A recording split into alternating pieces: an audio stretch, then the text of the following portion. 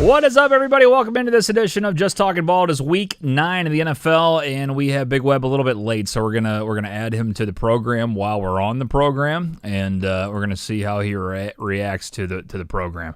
Big Web, we are live. I'm adding you as we speak. No one can hear you, so for now, you guys can get involved here on TikTok. We're also on YouTube. It is from the 50.com, and there's Big Web. We'll get him fired up here in just a second. But yes, that is from the 50.com. If you guys want to get involved with the program, you're welcome to. Very simple to do. And we are live on TikTok. We are live on YouTube. And we're also back on Facebook, Big Web. We're not live on Facebook, but we are on Facebook once again. How are you, sir? I told everybody if they're ever late, which usually I'll wait for you, but I didn't this time, so. Oh, I was here. It was spinning, and it says "wait to join the show" or something like that. But you know me, Mr. High Tech, I was ready. Oh yeah, for sure. I was ready. Yeah, you're always Mr. High Tech. That makes total sense for sure.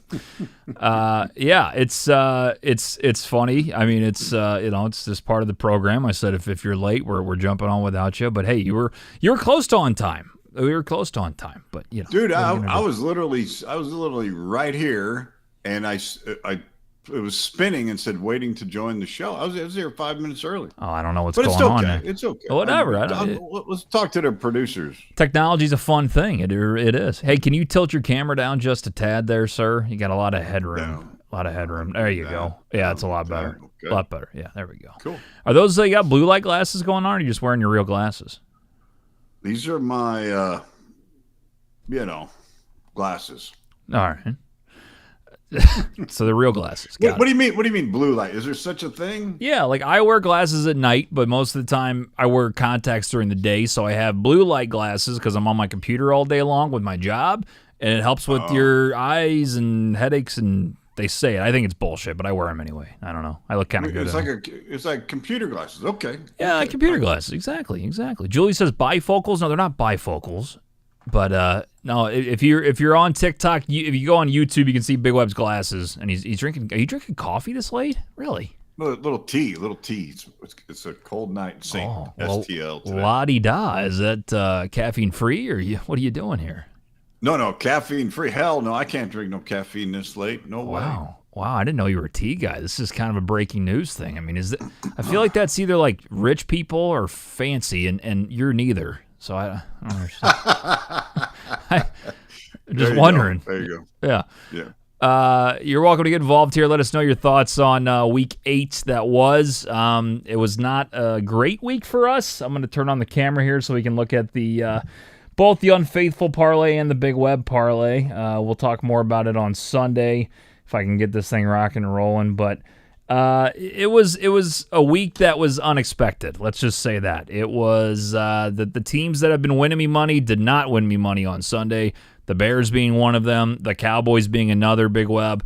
Who else let us down on Sunday? Cincinnati for you, right? Cincinnati was highly disappointing because they were winning all day, and then they screwed the pooch late, But no, it's parity keeps rearing its ugly head, and man, same thing this week. We have a lot of deep ball spreads this week. It's going to be interesting to see how it all shakes out because you're going to be hard pressed not to take a favorite this week, buddy. Right? Yeah, I know. It's kind of wild just how it's all going down. I mean, every single week, I feel like we are getting used to kind of the trends, and then obviously things change, and that's what's so hard about picking the NFL in general, and that's kind of where we are, with some games this week. There's monster spreads, but there's some teams hanging around that you wonder if they're finally going to, I don't know if figure it out's the right word, but for a betting perspective, keep it close enough to cover. Like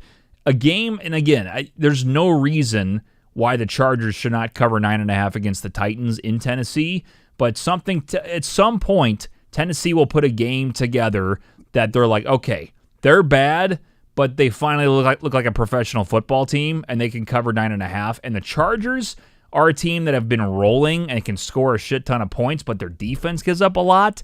So, like, you know what I mean? Like, there's these weird spots you expect bad teams to lose by a ton, and they just don't. You know what I mean? So right, like Miami last week.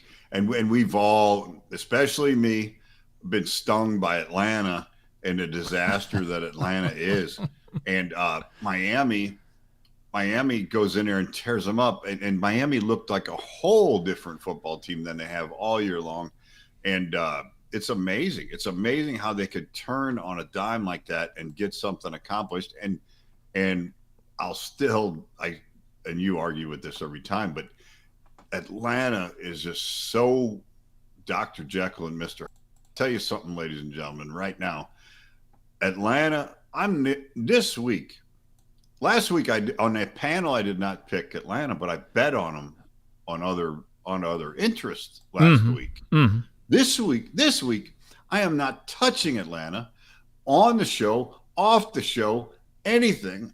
You won't find me near the zip code of Atlanta. I'm not even going to be close to Atlanta. And guess what the hell the public should do? They should take Atlanta because Big Web is not going to be on either side. That's why. This is improvement. So you're finally buying into the curse. You're finally buying into it. Oh, I last week scarred me. It was so bad. It hurt. It was painful. Yeah. The week before, you seen in Vegas, we had everything, and everybody did. Not just me. The nation had everything on them against Carolina, and they shit the bed against Carolina out there. And we were out in Las Vegas, and it just like, okay, that one hurt. I got kicked in the nuts, but I caught my breath. And then a couple of weeks later, bam, they kicked me in the nuts again this week. And it's like, you know what? I'm done with you. I am done with you. I'm done with you. You guys, I can't win against you. I can't win with you. Take a hike, Atlanta. I don't want to say I told you so, but how many times have we've been saying this over and over again? But to be fair, and I said this on the Sunday program, I liked the Falcons last week. I was a huge fan of them. And they show you they're just really, really not good. They're just not a good football team. It doesn't matter who's a quarterback. It doesn't matter how many offensive superstars that they have because they do talent-wise. They just, I don't know what the fuck's wrong with them, but they can't put it together. And they just...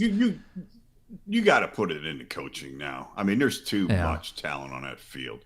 You got to put it into coaching. It's just so bad and so ugly at that. But you watch them this week, buddy. I won't be close to them. I won't touch them.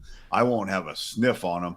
And you watch what they do this week. Yeah, I might bet on myself this week just to ride the wave. Honestly, you've been talking about that. I have. Yeah. I think it'd be kind of a good idea for me, honestly. So the board here, Big Web goes 2-5 on the bet last week. Cincinnati loses to the Jets, gets their first win of the week or of the season. Kansas City over 42.5 did not hit as they rolled over. Who do they play again? Losing my mind. Thought it was Washington with Mariota. KC played Washington and they scored in the mid-30s, I think. Right, and then Dallas plus 7.5. That was one I was super surprised by, but God, they're another team that I wonder if is just going to go on a weird streak. Like they have a spot this week where they have the Cardinals on Monday Night Football in Dallas minus 2.5. Like it's a perfect spot for them to dominate that game. And there's a chance the Cardinals cover and maybe win that game just because it's like the Cowboys are they're so weird with their defense that you think any offense can just run it at will pretty much. And their offense just, they had a tough matchup last week, I guess, a little bit on the defensive side, but right. It was a weird thing that they never got into a flow at all. You know what I mean? Like the entire game. So. Well, and hats off to Denver's defense. And right. That might have been a little bit of a miscalculation on our part by knowing the game was going to go over. We got that part done, but I tied it on an in-game parlay with Dallas, right, thinking Dallas was going to be able to keep right up with them and make it happen. But the difference is offense to offense might have been okay, but offense to defense, like you're saying, wasn't even close. And that's why Denver was able to hold Dallas down, and now they weren't in cover land at all. So that kind of twisted up my plans there. Yeah, for sure. It was just one of those things where it was just inconsistent, really. You know what I mean? It was weird to see them be so dominant I'd say dominant. I mean, the passing game's been really good with Dak, and then the whole team just didn't show up at the right time. So this week though, against Arizona, they should bounce right back to, being able to move the football, I would think. Yeah, definitely. They're away from playing a strong defense, and maybe we'll see, the Dallas that on offense like we've been seeing. Your thoughts are welcome here on TikTok. We do have some people chiming in. You can also tune in on YouTube as well, fromthe50.com, if you guys want to check out the website. Always able to get involved with leaving a voicemail or sending us an email, fromthe50show@gmail.com, or live on TikTok and YouTube every Sunday for the kickoff show at 9:30 a.m. Central. And then we also have Just Talking Ball every Wednesday night here on TikTok and YouTube from 8 o'clock on, me and Big Web, and anybody else on the program that wants to join that particular week. We got some Lions fans in the chat. That's great to see. Ricardo says, start 3, Gibbs, Swift, Vidal, Genty, Aaron Jones. Gibbs is an automatic start. Swift has been really good overall. I don't know what kind of impact he had last week. I was all over the Bears, and I just feel like I never saw him, so I really can't help you there.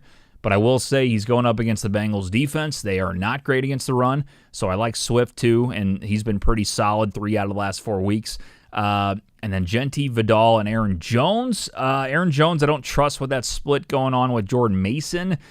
I think Genty's your guy against Jacksonville. I mean, since he's been getting more of a workload when he was kind of vocal about that, he's been pretty solid. So I'd probably go Gibbs, Swift, and Genty out of those 5, most likely. Big Web, you have any thoughts on that one? Well, the Chargers are up in a week 8. Chargers are playing. Oh, they're playing. Who the hell are they playing? Who are you talking about? Chargers? Chargers are playing the Titans. Yeah.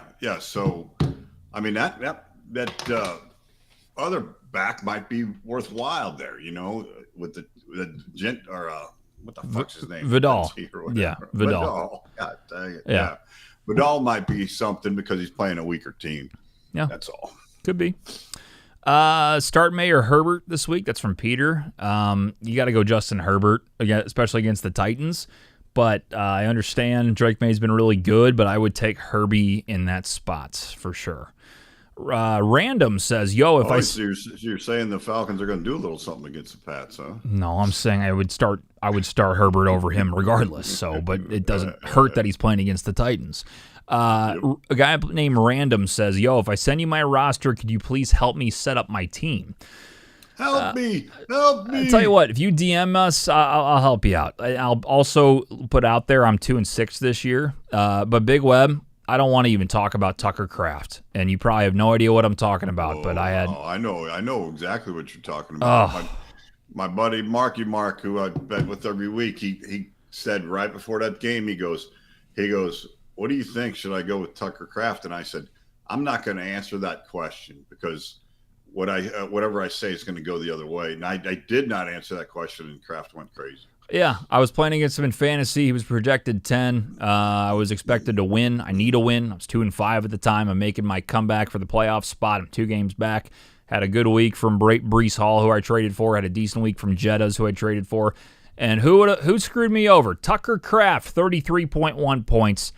Not a fan of the gentleman. And he happens to also be a Green Bay Packer, which just really sucks. Really sucks. So, yeah. So not a fan. Where was I with this? I have no idea if I answered somebody's question. This is what we do. We just kind of go off on a tangent. But yes, Random. His name is Random. If you want to DM from the 50 Show on Instagram or TikTok, I will read it and help you with your roster if you would like my help. Otherwise, we can help you on the show on Sunday. Just, send a message back in. Brian says, sending love from Florida, but I grew up a Detroit fan from the old Silverdome. How about that? Pretty cool, man. Old Silverdome. Love it. Now, when did Ford – I don't know this. So, again, as I've mentioned multiple times because people get confused because they see the St. Louis stuff on my walls and the Lions stuff. So, I'm a St. Louis guy through and through. Rams left. But even before then, I was a Lions fan in 2013. I was a huge fan of Megatron and Stafford. Followed them from then on, so not from Detroit, but I've been a Lions fan for a long time. That's kind of my backstory, and I know people are confused by it when they don't know the program or know this, but I have been around for a while, so I'm not a bandwagon. Big Web can back me up on that. But if you think I'm a bandwagon, go for it. It's the internet. You people hate whatever. Do what you got to do. But that's cool, man. I appreciate the Lions fans representing here. That's awesome. Gianni, I think yeah, this is where you were going. Ford Field was built in 2002. 2002, really? 2002. So I guess they went directly from the Silverdome to Ford Field. So I guess 2001 would have been the last. My God, it doesn't seem like that long ago, though. 2002 is 23 years ago. That's crazy, but that makes sense. Wow. I knew it was old. I didn't think Ford Field was built in the 90s, or I guess I don't know if they started construction, but opened in the 90s. So that's interesting. Yeah. I never heard of the Silverdome, to be honest with you. Never knew about it, so I was curious. Silverdome was Barry Sanders back in the day. Of course, yeah. And it sits out on a highway out for a little bit further out of town in Pontiac, Michigan, suburb, I guess. Oh, okay. And that place, I think maybe somebody from Detroit can jump in here, but I think it sits idle or had sat idle for years and years and years. Oh, it's still up? I'm guessing they would have knocked it down by now, but it might be gone by now, but it had sat idle for quite a while. No, that's where those guys, just Detroit football was born. There was a lot of blood, sweat, and a hell of a lot of tears in that stadium for those guys, for sure. Yeah, no doubt. All right, Captain Fat. We haven't heard from him in a while. What's going on, man? Captain says go Pack go. Tucker best tight end in the game. Okay, he's trying to chirp right now. We're a half game back. Look, you can talk your shit. You're half game up in the division right now. You had a cute little game with your tight end there. But we'll see you soon. We'll see you soon, Fat. Aiden says start 3: Addison, Higgins, Sutton, Wandale. I feel like I haven't seen Addison do anything. The quarterback thing, I'm telling you, still a problem. I got Jefferson. If you don't have Jefferson, I don't know if I trust really anybody else on that receiving core. Hawkinson's been a nightmare this year as a tight end. Love Higgins. Love Sutton. It's going to be hard to start Wandale over Addison. The Vikings are playing the Lions. Secondary's hurt. Ugh. All right, give me Addison, Big Web.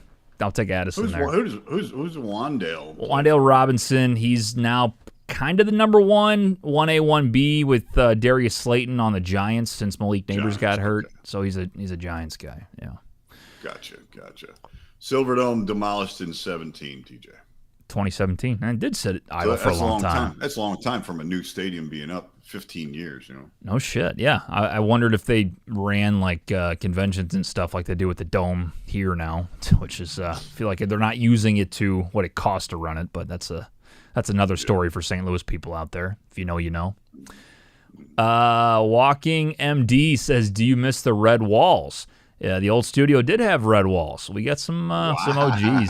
Yeah, we had the red walls painted. I do not miss it because I love the wallpaper. I mean, this is probably the coolest background we've ever had in this studio. Oh, absolutely, and I'm glad he brought that up because I was thinking about that studio just the other day, and you really pulled it off in there as far as square footage goes. Nobody knows the behind the scenes stuff that how you put this stuff together, but man, as far as lack of real estate and making that all look great down there at the old studio, that was super cool. Yeah, man. Well, I'm going to maybe see if I can do something here and turn the camera around because I do have a picture of all 4 studios that I've ever had on the same frame. So it's like my mom's basement in my room where I had I still have this. Actually, in the picture is the Final Four poster that I always mention on this show, still in this one. But there's little pieces of equipment that I still have in this studio from my mom's basement, then my apartment, then my old house, then the new house. And it's like the evolution of the From the 50 studio. So it's kind of neat. Yeah. Get a kick out of that. Very cool. Yeah. Let's see. Trade Chris Olave for Nico Collins. That's from Bryce. So this is interesting because you're taking a risk on either guy. Or I guess you have Olave already. I think Olave is a good play in general because Nico's been kind of a disappointment this year as far as fantasy value. There's also rumors, and Big Web, it's just Twitter. You never know. But that Olave could get traded, which would, skyrocket his fantasy value. I also don't know much about Tyler Shuck, however you say his name. He's the guy now in New Orleans, how he's going to throw to him. I would probably keep Olave. I'm not huge on Nico because I'm not really big on the Texans at all right now. But we've seen what he's done in the past, so he could have a good second half of the year. In my opinion, I'd give Olave a little bit of a nod there with the opportunity to maybe get traded. But regardless, I think he's a better option anyway. You agree with that? Yeah, and I think Collins is just now coming back from the injury. So, I think Olave's more healthy, so we'll see. Yeah. Let's see. Trade Diggs and Woody for Flowers, 10-man PPR. That's from Dean. I feel like I saw Woody Marks running all over the place last week, but I don't know how many points he's scoring in particular. Diggs has definitely been kind of boom or bust, and I feel like Zay Flowers is injured too. Diggs has some nagging injuries. I mean, he not only does he have one thing, but he's got another. I mean, he's got more than one injury. He's not the old Diggs, And I think Flowers is ready to bloom. Oh wow, look at that! Wow, you came with your A game today, didn't you? Look at this guy. Yes, I did. Wow. Yes, I did. But you know how we feel about the Baltimore Ravens the next 5 weeks. Yeah. No, I know, and that's a great transition, Big Web, because that is something we are going to do starting this week, going through week 13. Me and Big Web are taking $50 each, and we're just going to do this on our own accounts, right? Since we already have money in there. You good with that, I guess? Yeah, I was going to talk to you about that, but I was going to go ahead and place it tomorrow. Okay. Yeah, me too. Have to. My only thing is, unless we want to do it together so we have the same odds, or you know what I mean? Like, that's my only thing. But, I mean, we do whatever. It does not matter. It's just let me know, and I'll place it. I was going to ask you that because are we going money line or are we going spread? Money line. That's the whole point. Good. Them just winning the game. But good, because they played better last week. Yeah, for sure. But here's the problem. I mean, like, it's not a problem. It is what it is. People, you should have seen the comments. Again, people are going, the difference between spread and money line? That means they just win. Their odds are going to suck. I'm like, no shit, Sherlock. Like, yeah, we know the odds aren't going to be like, minus 100, minus 110. It's going to be minus 400 this week against a shitty Dolphins team. Like, we hope it works out where we get an opportunity, maybe against Minnesota if they play good against Detroit this week, maybe the Browns in Cleveland. It won't be as heavy. But, like, that's the point is we think they're going to win 5 in a row. So we're going to bet it. And if it only profits 100 or a couple hundred, it is what it is, Right. And when you're carrying, it's like a show pool in horse racing. You're carrying it over, so you don't have to make a ton of money every week. Just but it's like, okay, you win $50, now you're throwing 150 at it, and your bet keeps increasing. Right. That's where you're making your money. Yeah. And if you survive 5 weeks, you got something. So no, I agree, money line. But it does suck. I mean, like this week, like if my book's correct, it's minus 400, I believe, and it's $50 to pay 12 profit. I mean, it sucks. But like the point is, it's not a 1 week thing. It's 5 weeks, and even if we win a little bit, it's like, oh, our prediction was right. Like, how cool is that? It's people need everybody to make tens of thousands of dollars on social media. Let me tell you something. Not everybody does that. A lot of them are full of shit. I guarantee you. So like we are the real, I don't want to say normal bettors. If people out there can afford to bet that much, like whatever, like good for them, I guess. Like we don't. We bet, and we say exactly what we bet, and we don't try to like fake it. You know what I mean? And you watch 5 weeks from now in the first week of December, if we can survive this carryover pool that we've created here, and we go out and it pays for beers for a Sunday at a tavern, we did well. Of course. Celebrate. That's the kind of betting we do, and you don't like you're saying, you don't have to be 100 to 1 at the end of the thing. You just don't. Yeah. So. Yeah, no doubt.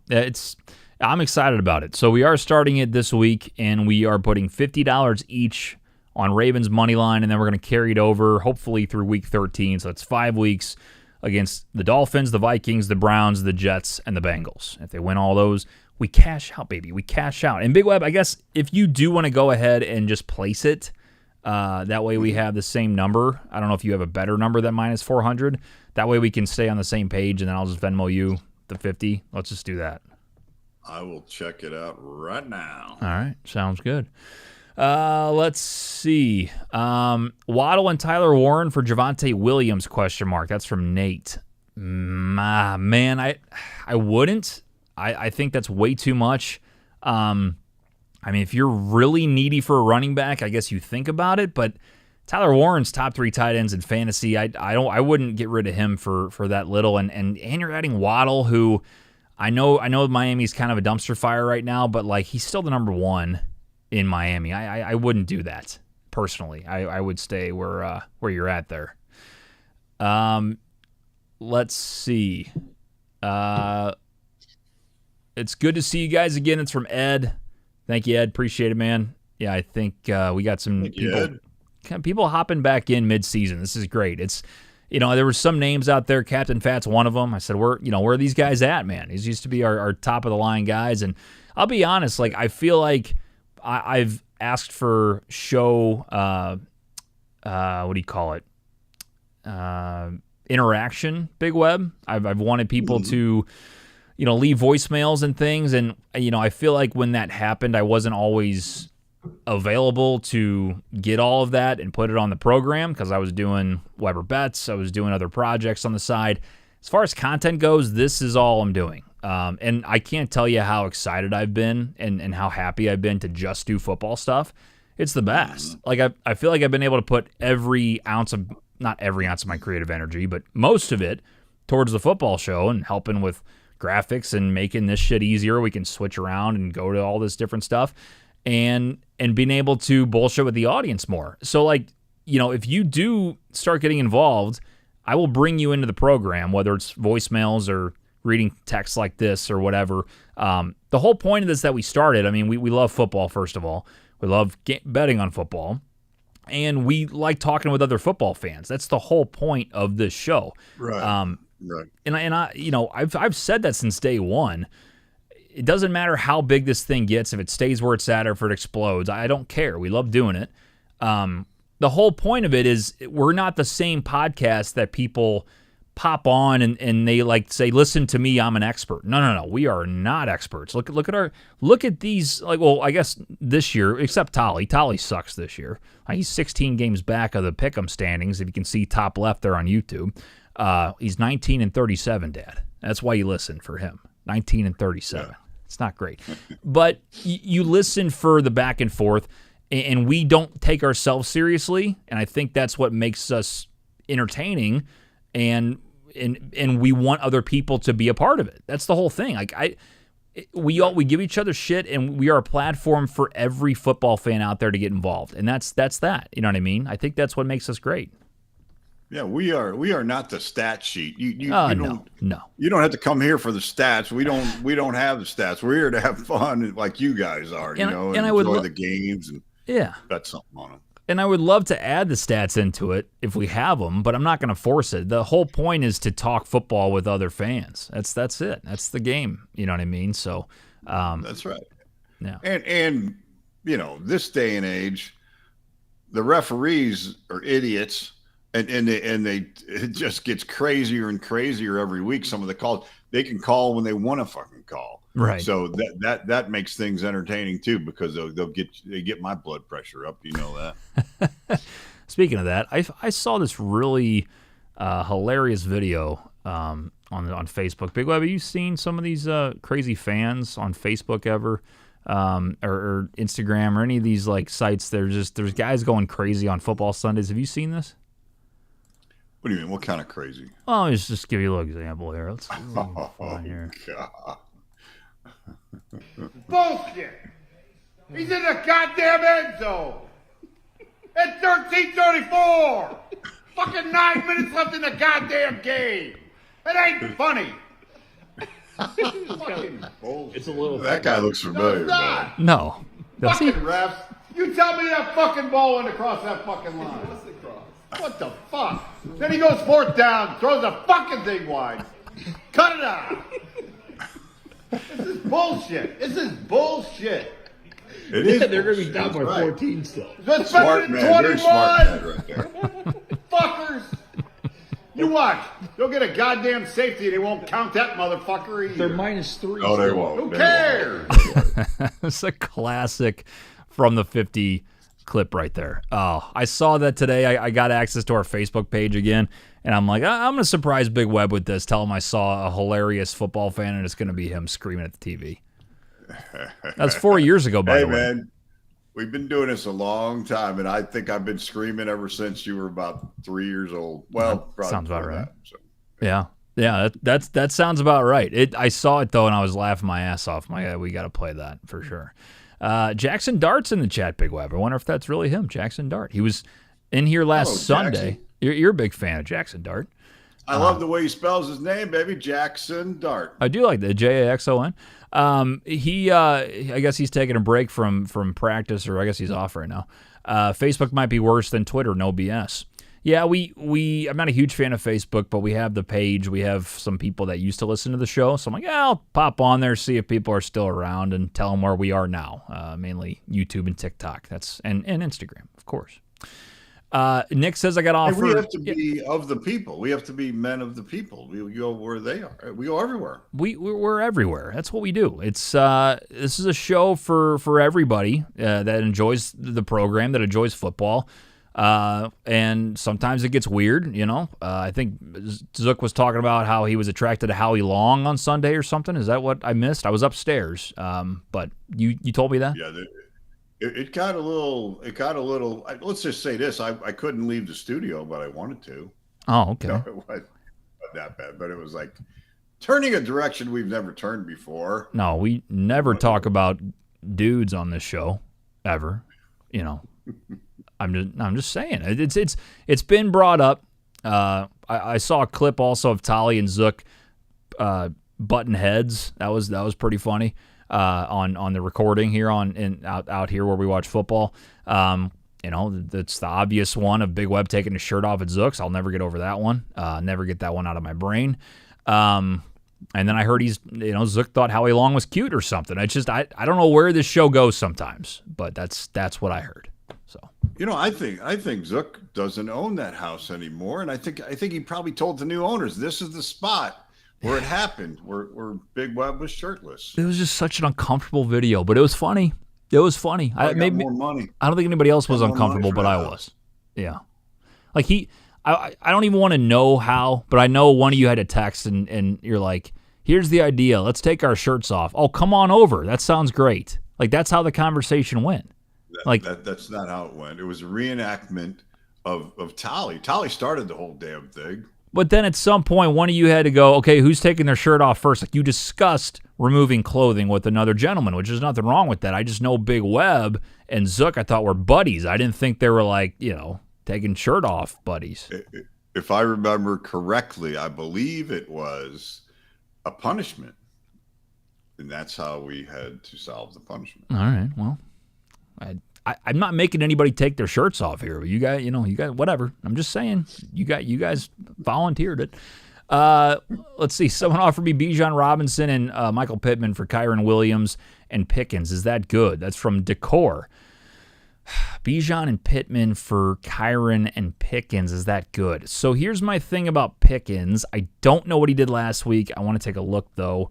I thought he would. Seems like an even deal. Red Sea totally seems like an even Steven thing across the board. My only thing is, and I guess all of Dallas's offense struggled last week, but with CD back full go, it's going to hurt Pickens because he was, so good without CD there. But okay, so here you go. This is why I look it up because I didn't notice this. Even with CD back fully healthy and their offense struggling, he still had 9 targets, 7 receptions, 78 yards. That's pretty good for how bad they looked. Against a tough defense, too. Against a tough defense in Denver. So, yeah, I mean, maybe you do that. I mean, I get the trade because I think people are also buying, I wouldn't say it's low on Bijan. He's just like really good or really fine. I think I'd do that, man. Yeah. I think that's a pretty good trade. And Big Web sounds like he's on board too. So, yeah, yep. I'll do that. Big Web, we go into week 9 of the NFL. I don't really have any storylines this week for you. I'm curious if there's anything in particular you wanted to bring up. The biggest game of the week that stands out, obviously, is Chiefs and Bills at 3 o'clock on Sunday. That'll be a lot of fun. Bills are plus 2.5, which, I mean, we've run into that trap before where we're like, how do the Bills lose against the Chiefs at home if the Bills are home? And it's not the playoffs, so maybe that helps a little bit. I think Bills' money line is a great play, but I feel like that's the public play. Is that a trap, you think? Yes. I mean, right now, KC is on a roll. And just out of the blue, like the last 3 ball games, they started climbing out of it. And it's all about them getting healthy. They've been for real all year, but they're finally getting healthy, and then you can see it showing. And I think Kelsey's going to have a hell of an end to the season. He's just tied for the touchdown scoring lead for the franchise last week. Yeah. So I think he was going to pad that, and I think he's going to have a hell of a finish to the year. And I think the Chiefs are going to have a hell of a finish to the year. As far as that game goes, that's a tough game. I mean, it's in Buffalo. Which is always a tough place to play. But, Buffalo's been disappointed before against the Chiefs many, many times. So it'll be interesting. This week in general, like we talked earlier in the show, you got a lot of teams, solid teams, big spreads, are playing weaker teams. And so much so that there's probably about 6 or 7 of them where you go, wow. This is a struggling team against a team doing well, and that's the way they match up this week. So I think you're going to see a lot of if parity happens this week, and these dogs cover these or in the favorites don't cover the high spreads, then you'll really learn something this week right here, because of how fat those numbers are out there. With the bounce back the Bills have that they had against the Panthers, I'm kind of confused by the number. I guess I can't see the Chiefs being too much of an underdog because the Bills have struggled, and the Chiefs have been looking pretty good as well. But yeah, 2.5 was just shocking to me in Buffalo. I mean, I'd thought it'd be the other way around. Give Kansas City 2.5. I mean, Oliver's a hell of a player. He's out. Right. He's out for not the year, the extended period of time, maybe get back for the playoffs. But no, it is kind of a tight number there. Yeah. Any other games? It's gonna be a hell of a football game. I want to watch it. That's gonna be great to watch. Agreed. Any other games stand out to you at all? I mean, we got Ravens Thursday Night Football against the Dolphins. That's our first game of the carryover bet. Lamar's supposed to be back full go. Their defenses looked a lot better, especially last week. But anything else stand out to you? From a betting standpoint, I like the fact that Cincinnati and Dallas are both in over situations again this week. Mm-hmm. I had both of those overs last week, and I screwed up and tied them in with other things. And I love the situation those two. When you got defenses that are screwing up like that and can't find a solution, I like that a lot. Yeah.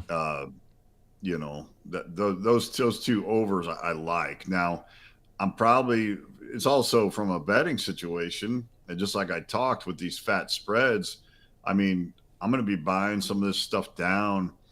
Packers against Carolina, 13.5. I mean, buying that under 10. Somebody like Rams Saints.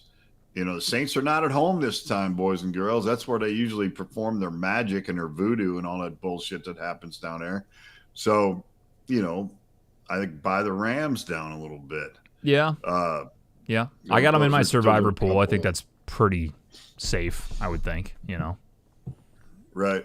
But yeah, I don't know that, as far as matchups go, you talked about the one big good game matchup, and it's going to be a good one. But it's not like we got 4 of those this week. We really don't. Yeah, Lions-Vikings will be intriguing because it's a divisional matchup. J.J. McCarthy's back. The Lions, after a bye week, should roll, I would hope. They're 8.5-point favorites, which I think is too high, but I do think they're a touchdown favorite. So we'll see what's going on. I have an interesting thought for you, and I don't know if you're going to buy into it because you're not always with me on the dogs. Big Web, I have 6 intriguing home dogs this week. 6. Can you guess any of them? Do you have the spreads up? I do have the spreads up. What do you think? So go ahead and start naming. I'll give you 2 misses if you can name all 6 that you think I would like as far as the spread goes for home dogs. Okay. I think you're in love with the Bears this year. Let's say the Bears. But they're not home. They're not a home dog. Oh, I'm sorry. Home dogs. Yeah. You're going to say Atlanta, probably. They are also not at home this week. What? Okay. All right. Am I tripping or are you tripping? Giants are at home this week. Yeah. There's one. I don't think you're going to pick the Saints, so I'm not going to say them. They're also on the road. What are we doing? I mean, if the team's on top, they're away. If the team's on the bottom, they're home. Cut it out. All right. You don't like Washington against Seattle. That's number 2. I said intriguing. I didn't say I'd do it. You picked it against Seattle and took Washington? I've never been on Seattle at all this year. A little bit. Not really. Maybe that's Zuck. Jane Daniels back at home plus with 3 points. Okay, so that's 2 of them. I'll rattle off the others. You're gonna hate some of these. And again, it's just that I'm intrigued. Not official picks. I'm just intrigued. Raiders. Pittsburgh? Yes. Plus 3.5 against the Colts. At some point, they're gonna show signs of weakness. It's a game in Pittsburgh. Against that defense, Aaron Rodgers is going to do a little bit just to stay in the game. I'm not saying they even win, but 3.5 with the hook. I like the Steelers a little bit. I also like, you're going to hate this one, the Raiders plus 3.5 at home. Again, it's intriguing. I'm not saying I'm picking it. Not sold on Jacksonville. So there's 4. The Bengals plus 3 against Chicago. Caleb showed me absolutely nothing last week. I've been riding their coattails, but I think the Bengals at home, that offense, moving the ball just a little bit with Flacco. I don't like the mojo with the Bears like I thought I did. And it's one game, but they should have won that game last week against Baltimore without Lamar. I know their defense has been playing better. I know they were in Baltimore, but I saw something in that game that told me that the Bengals can keep it close. I think that's everybody. I got Bengals. I like the Bengals. I like the Giants. I like the Steelers, Raiders, Commanders. I thought I had a 6th one, and I can't remember. Oh, Bills, plus 2.5. That's the other one. So those are 3 dogs at home that I'm intrigued by. That's all I'll say. I'll say this part. I admire your flexibility because I'm the king of getting caught up in what a team did last week, and you're not doing that. You're jumping over, digging in, seeing what they do for the year, and I like that. I like that angle, especially with what we got going on this year with all the parity. That's refreshing. Well, so that might be something, but it's hard to do. It's very hard to do, but I mean, to be honest with you, I think that's why I've been successful this year, and I haven't been like winning every bet, but I've been profitable, and I'm leading the standings up by 14 games because I'm not just taking dogs to take dogs. I'm finding reasons to take dogs because some of the favorites are covering, and they're covering by a shit ton. But I'm seeing how, and I also heard, by the way, you'll like this. It's not really a stat, more of a trend. I forgot who said it. This is really great reporting by me. They said that a lot of what the public does is we'll base something off of the previous week and then bet, like you said, in that way the following week. So, like, for instance, if the who was shitty last week, the Falcons I mean, look, I think the Patriots should win that game, but the Falcons are a dangerous team because I think people will see what they've done, and I get you staying away from them. I would want to stay away from them, but they're a team getting 6. You take them up to 7.5 on the road, something to prove. Like, they've looked shitty. There's some words going on around there about if it's the coaching, if it's the players, if it's everything. Falcons plus 7.5 would not be a bad play for me this week, but like, there's people that will go Patriots all day and be public money all over them because of how bad they played last week. But that's the NFL for you. So I'm starting to kind of see the trends as far as like teams, I think, like dogs that have value where they're showing signs of life, or like I said, the desperation mode thing. I mean, we're not there yet in like the end of the season when it's going to get really like desperation mode where like teams are, fighting for playoff spots and whatnot. But it'll get fun when there's teams that have coaches that are on the hot seat that need to win to stay around, or there's coaches that are gone that might not give a shit type of deal. You know what I mean? It's right. There's going a lot of on fourth down every time. Yeah. There's a lot of the human side of it that I think plays into it. So again, I'm still fucking, throwing stuff at the wall and see if it sticks, but I like changing it up a little bit this year for sure. Now when you look at tomorrow night's game, and if you went directly on what happened last week, I mean, Miami looked like world beaters last week. They looked like the 72 Dolphins last week. Yeah. And so here we are starting our Ravens parlay out against them. I think 7.5 is fat tomorrow night for Miami. I think that's a good number for them. I think I trust Baltimore's going to win the football game, but I see Miami possibly covering that game tomorrow with that 7.5 because and I get it. Atlanta shot themselves in the goddamn foot all fucking night last week, but it's time for Baltimore to go and now Baltimore's a true favorite to win that division right now.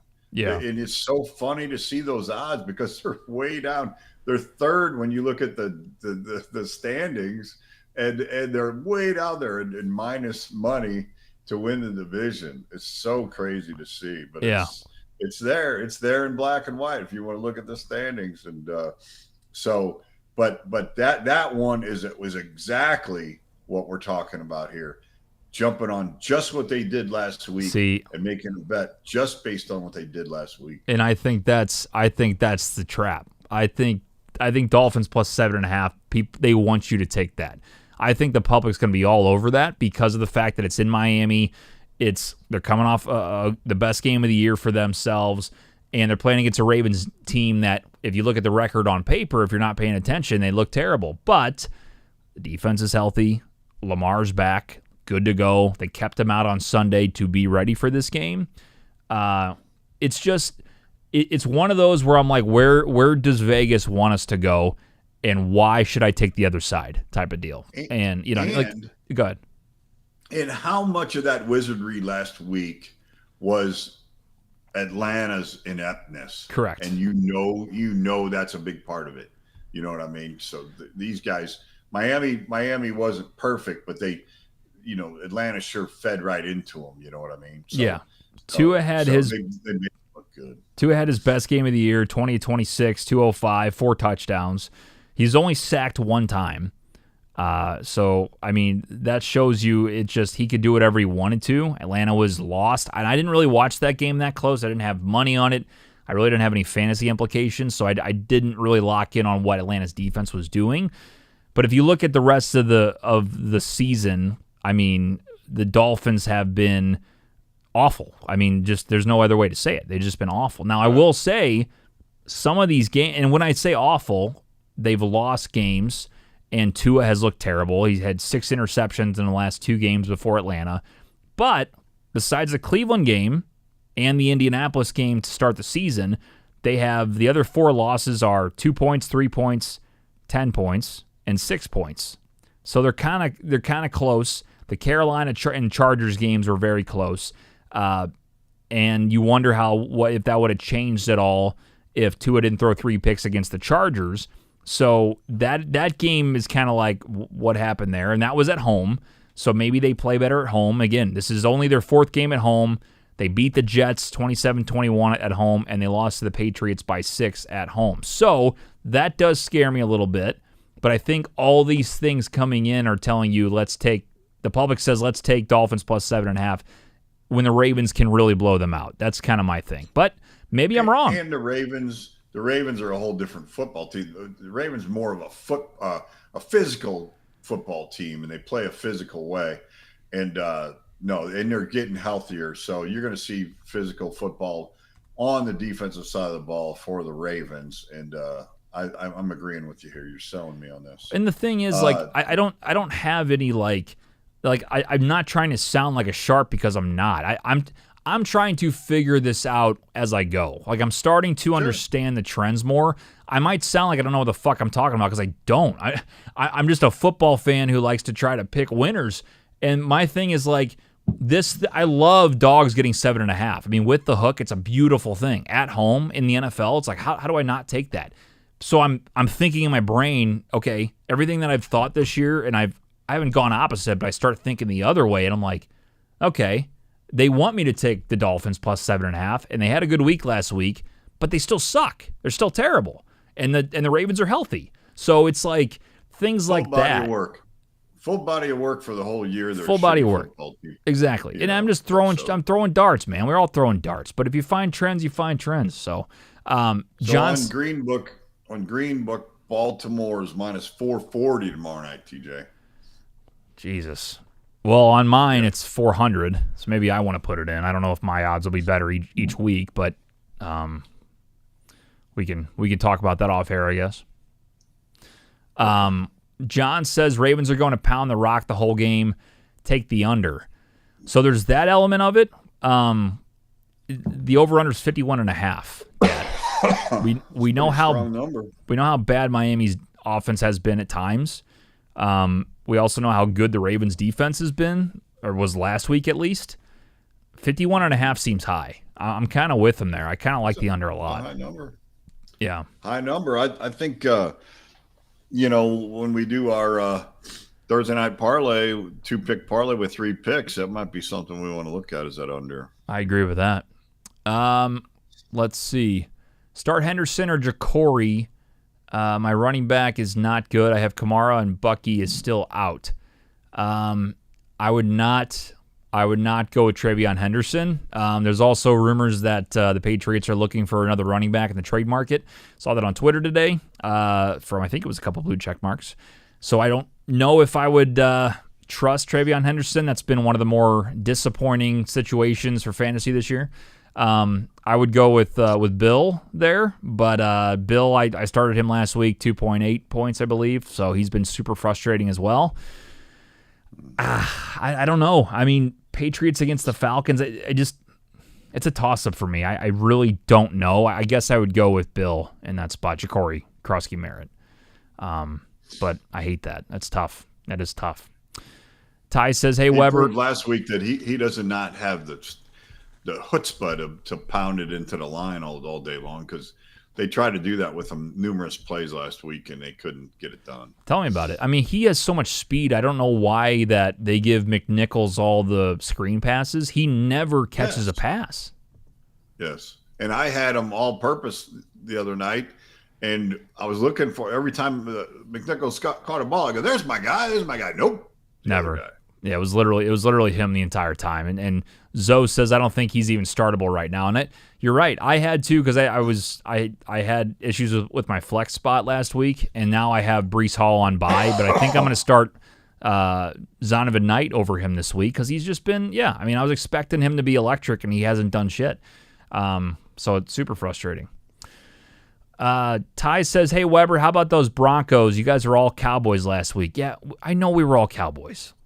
Look, the Cowboys have made me a good amount of American currency this year, so I don't feel bad about that pick. And the Broncos just weren't impressing me. I mean, look, I know they came back and won the game, and the Giants are better, but the Giants were putting a pounding on them in Denver for a lot of that game. So they haven't been that impressive either. And I thought the Cowboys have been really good, and we were wrong, Big Web. Sometimes we're wrong, Sometimes we are incorrect. I mean, look at the board. Yeah. Look at the X's on Dad's bet last week. Sometimes we're just flat out wrong, Speaking from a man who does have X's on your board as well. That is okay. You know whose pick that was? Can you guess? I know who it was. Whose pick was it?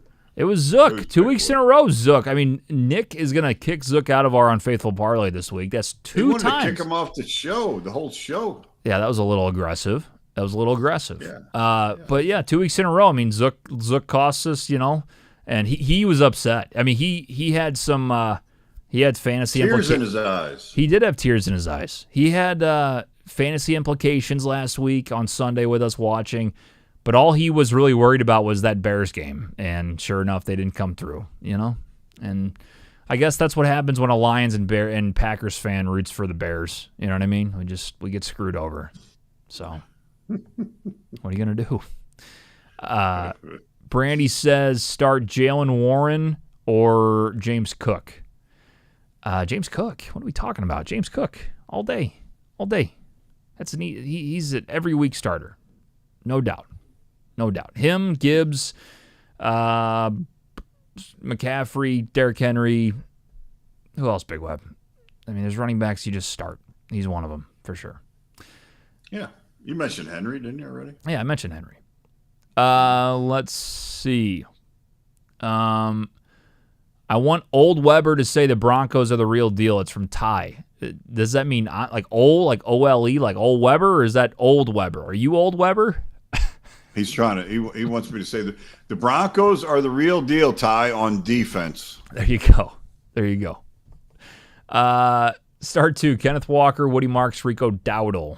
Dowdle seemed to make Zook pretty upset last week. I don't know his exact numbers. Didn't pay attention to that game too much. Kenneth Walker has also been really inconsistent. They love Zach Charbonnet in the red zone. Panthers are going up against the Packers. Not great. You got to go Rico still, even with that matchup. And I guess go with Woody.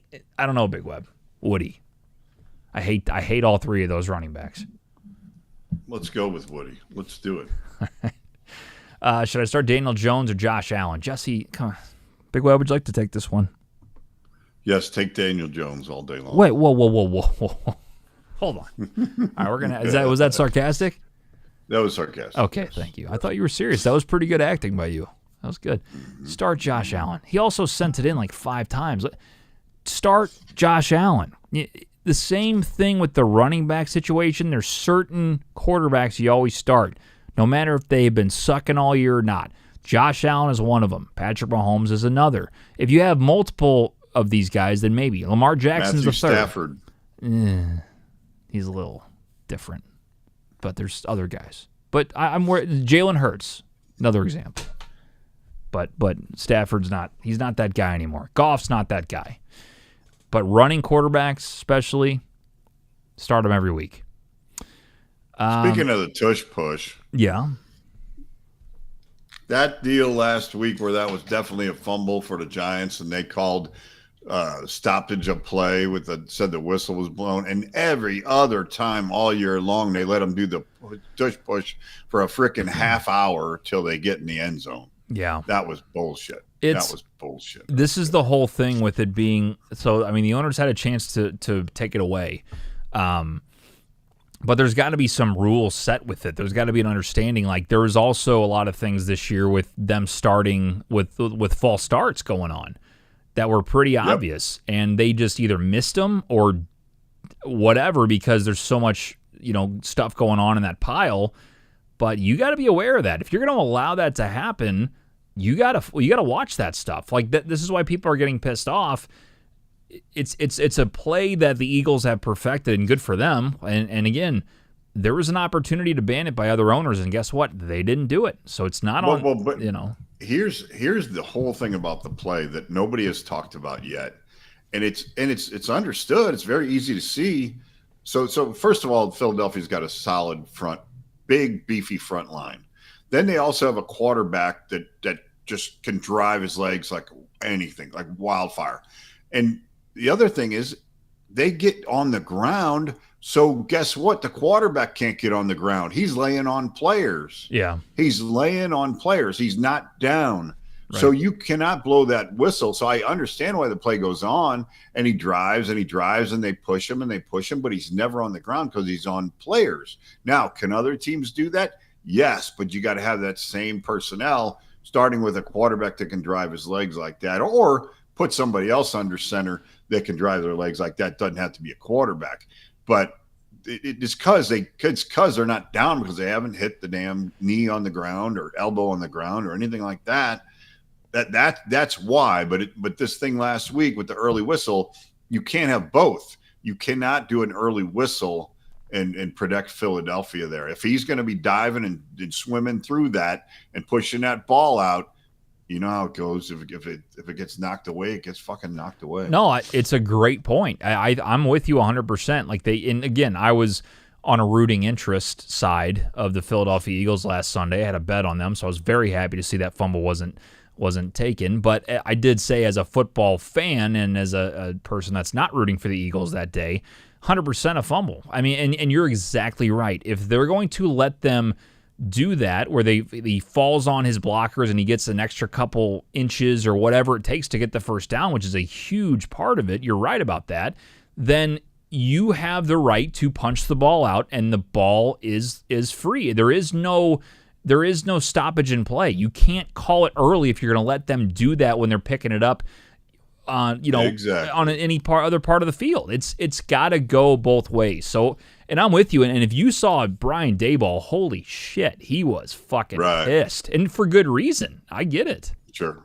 No, I agree with him 1,000%, and I just wanted to point that out because I don't mind the play. It's a team taking advantage of the kind of players they have, and they're making it happen. But the refs got to stay out of it and let it go as long as that's how they're going to allow this play. Then don't blow out a freaking whistle early. You can't do it. That's a good point. No, that's a really good point. What a 2 weeks Daboll and that team has had. I mean, they went from being on top of the world and going into Denver and dominating that first half and really kind of dominating the third quarter to losing that game. And then the 33 points in the second half, in the fourth quarter. Unbelievable. Yeah. And then you lose your star rookie running back for the year. Yeah, and then you have the play like that not go through. And I think at that point the Eagles were already up by at least one touchdown, but another score took it up to 2 or 3 or whatever it was possessions.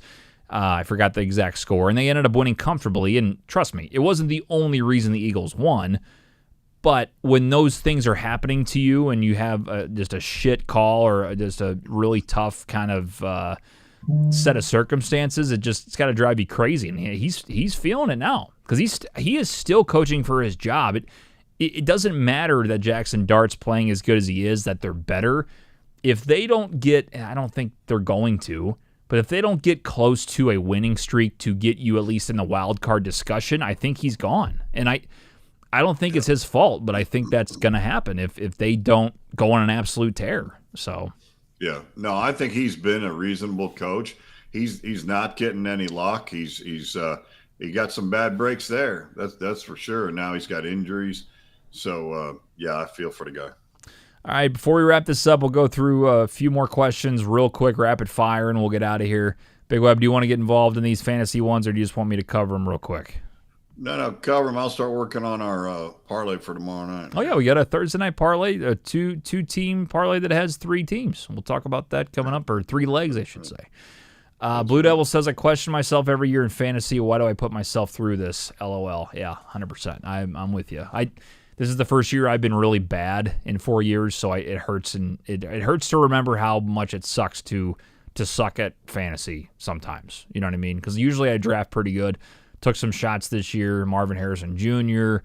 Had some really bad injuries, like with Malik Neighbors, Mike Evans, just to name 2.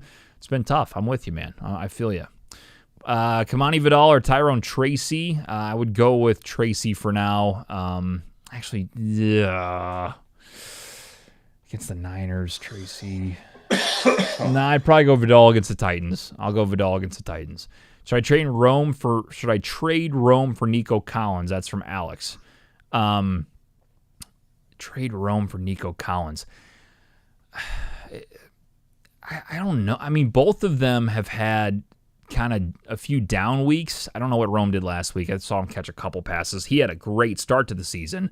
Nico has not had a great year, but you would think at some point that they'll turn it around. Him and Stroud will hook up again and kind of do what they did last year. But I haven't seen it yet. It's you're taking a risk, but I'd probably do that. I know I said the earlier trade with Nico I wouldn't do, but for giving up Rome for him straight up, I think that's a pretty good that's some good value there. I think you have an opportunity. Let's see. Do I start Stevenson or is that Kenneth Walker? Oh man,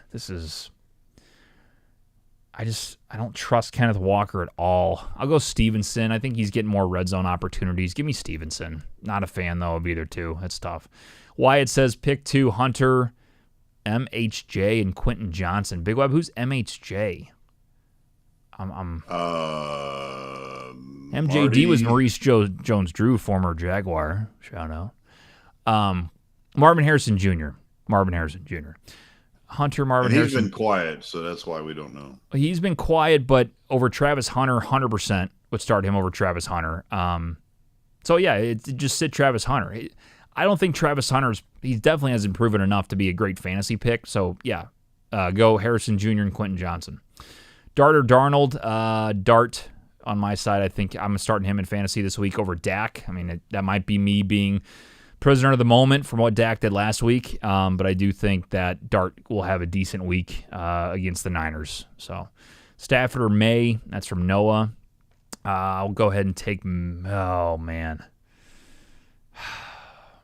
Give me the Rams. Give me Stafford against the Saints. I think that's the right play. Real quick, Kyler Murray, Josh Allen, Sam Darnold, or Daniel Jones, pick 2. Josh Allen, 100%. And probably, I don't know if Danny Jones will do great in Pittsburgh. He's been good this year. Give me Kyler against the Cowboys. I know it's wild. No. Give me Darnold against the Commies. So Darnold and Josh Allen. Let's see. Jaden Daniels or Flacco? Daniels, no doubt about that. 2 more. Bam Knight or Dobbins? Dobbins was a disappointment to me last week. RJ Harvey's their new love in the red zone. Can't stand that shit. Dobbins is all the work and gets no touchdowns. Can't stand that. Probably take Harvey's another pipsqueak they try to use on the frickin' goal line. And they do, and he scores, and that's what pisses me off because they're not going to use my guy. I would go Bam Knight there. I would. Still a lot of injuries in the Cardinals' backfield. Give me Bam Knight against that rough Cowboys run defense. I'm also starting him this week. BTJ or Olave? Last question. I would go BTJ. Still hasn't done anything. There were rumors about the Jaguars listening on trade offers for him. That could be really intriguing. He's against the Raiders. Wow. Olave against the Rams. Maybe against the Raiders. BTJ. Are they at home? Is Jacksonville at home? Jacksonville is on the road in Vegas this week. Yeah, maybe not. Yeah. I'd probably go with BTJ because I'm not sure about this new quarterback in New Orleans yet, if he's the starter, who his favorite is. So otherwise I'd take Olave, but I don't know. Sorry, I got audio coming through here. So we got kicked off TikTok. Love when TikTok shuts us down after an hour, but we're wrapping up anyway because Big Web, we're going to go over our parlay and then get out of here. What do you think? So we're 1 for 1. We didn't mention last week we had a Thursday night 2-teamer. Plus, I meant to flick that. There you go. Plus 214. We had over 39.5. Bing. McConkey over 50 yards receiving.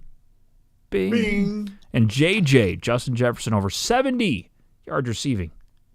Bing. So that was plus 140, I believe. No, plus 214. Can't read.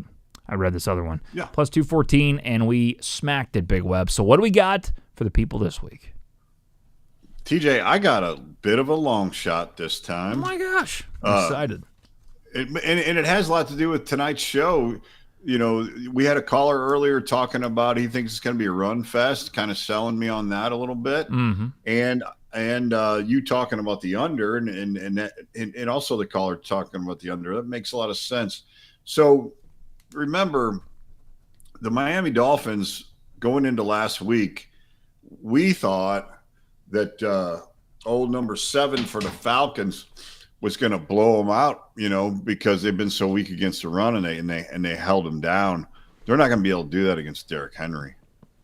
I mean, Derrick Henry's going to plow through them, and they're going to come back to their old self as far as being a crappy run defense, which they've been all year. Mm-hmm. So I like Derrick combined rushing and receiving yards over 100. I had the odds up on that. Odds. Here we go. He doesn't get many receiving yards anymore, though, does he? Maybe I haven't noticed that. Nah, they can flip it out to him. Minus 127 is the 100 yards there. And then the under 58.5, TJ, I bought it way up there. 58.5 is minus 264. Henry scoring a touchdown, minus 235. And Achane scoring a touchdown is minus 150. I know you like the under. Do you like Henry? So let me tell you this. Before I tell you why, what's just his rushing over? So here's why. Henry's rushing only? Yeah. His last 3 games, he's only got 1 reception. His last 4 games, he's only got 3 receptions. His highest reception total this year is 2. Okay. So I think that might be kind of a, I don't know, not saying they're screwing us, just I don't think that's a great bet unless, like, if the rushing over is 89.5, I'd rather take the rushing. We could go rushing 80 is minus 193, 90 is minus 123, and 100 is plus 116. I think just rushing 90 plus is pretty good. I like that a lot. 90 would be minus 123. Okay. I can do that. Now let me ask you this. I mean, I think he's going to get that too. But do we want to put all our eggs in his basket? Because I also like him anytime touchdown a lot. I do like him anytime. I do. I have him on there. Okay, so what if we did under 51? So, yeah, I still like this then. Under 51.5, Henry over 100 rushing yards. No, sorry. Over 90 rushing yards. And Henry anytime touchdown. What is that? 90. I got the. What do you want to set that over under at? I think 51.5 is fine, the normal number, unless we want to go higher. I want to see what the payout is first. Okay, hold on. From the50.com, you guys want to get involved with the program, leave a voicemail right away, anytime you want, about anything, any bets you have. We are 1-0 on this Thursday night 2-teamer with 3 teams. 90 plus rushing yards, under 51.5, and Derrick Henry anytime is plus 415. The whole thing plus 415? That's pretty nice. Love that. Huge fan of that. I think he's going to roll. I think he can roll down there.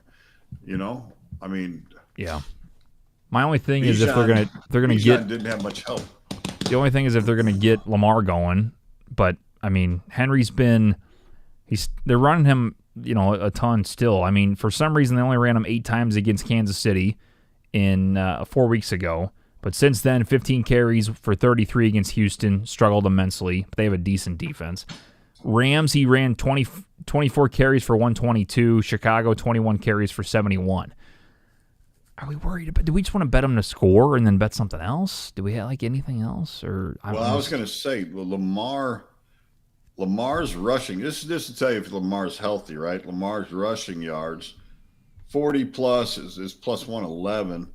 25 plus is minus 252. So they think he's going to run a bit.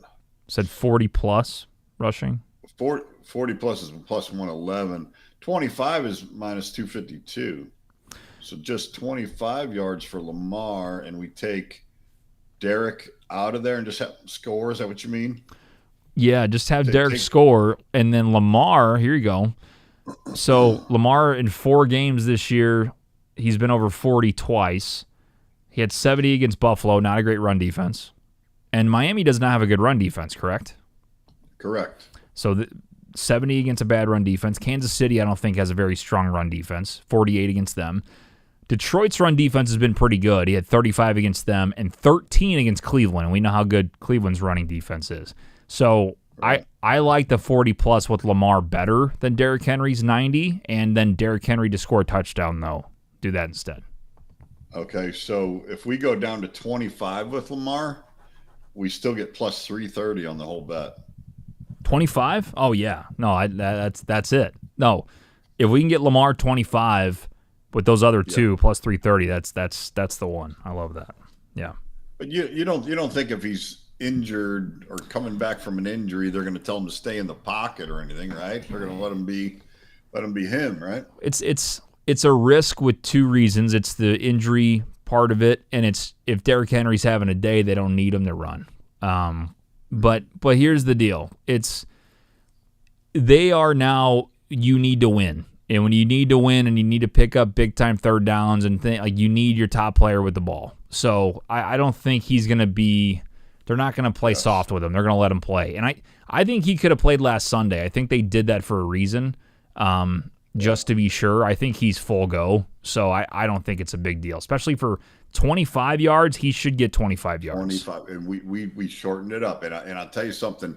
You know how our conversations kind of turn into things.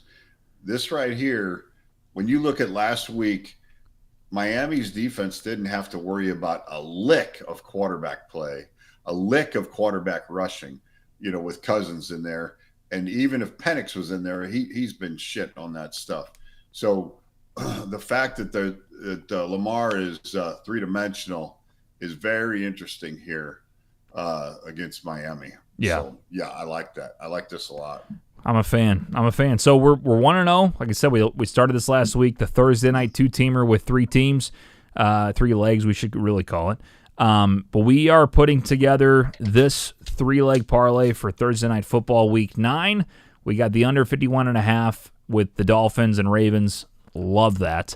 Lamar, 25 rush yards, 25-plus rush yards, and then Derrick Henry, anytime touchdown. Those three plus 330 for us. 100 pace, 430. 100 pace, 430. That's a big one. I like that a lot. Yeah. I feel good.